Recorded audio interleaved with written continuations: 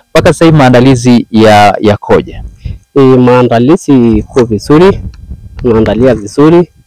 Tuko hapa na tunafanya kazi.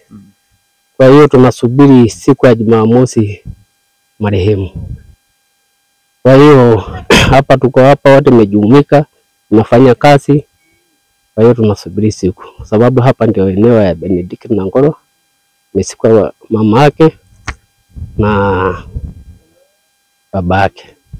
Na tunajua siku hiyo ya Jumamosi kutakuwa na watu wengi sana watakayefika hapa. Pengine maandalizi hasa ya vitu kama chakula yakoje?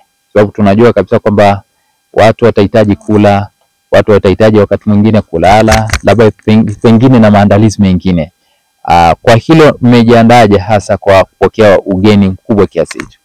Tumeandalia vizuri, tumepanga chakula ipo, ng'ombe 10 na zaidi tumeshapanga.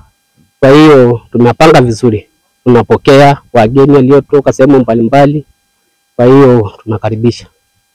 Na tunajua Benedict Ole Nangolo alikuwa ni mtu wa watu na alikuwa ni kiongozi wa dini, lakini baadaye alikuja kuingia kwenye masuala ya siasa. Lakini pia tunafahamu kwamba aliwahi kuwa naibu waziri wa mifugo na uvuvi. Mtamkumbuka kwa vitu gani ambavyo alivifanya?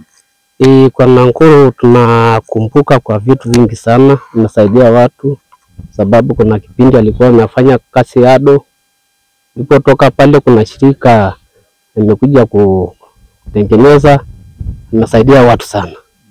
Kwa hiyo tunakumbuka sana kwa mambo mengi mazuri ambayo amefanya. Baada ya kutoka kwenye shirika akaja kuingia siasa, napenda watu sana, nasaidia watu, ni mtu wa amani sana.